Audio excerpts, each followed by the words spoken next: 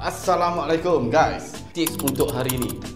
Korang ada komitmen yang berbeza-beza dalam keadaan pendapatan korang yang cukup untuk bayar komitmen korang.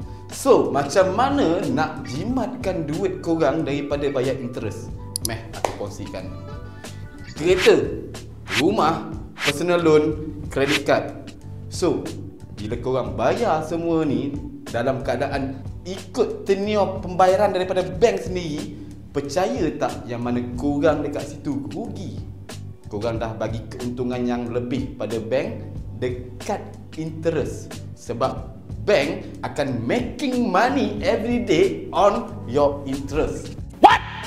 So, buat apa korang nak derma banyak-banyak dekat bank? Bank dah kaya, Mat.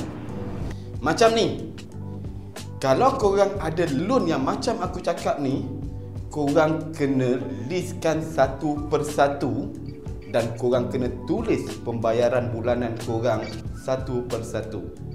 So, apa yang aku boleh suggest?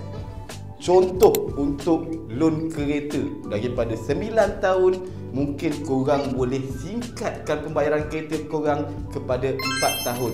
Maksud aku, korang boleh bayar ekstra bulan dekat loan kereta korang.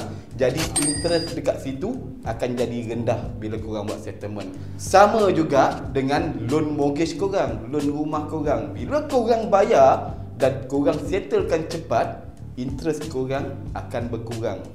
Jadi dekat situ duit korang jimat dan korang boleh simpan dalam poket. Pinjam macam bos, bayar macam pro, hidup macam sultan.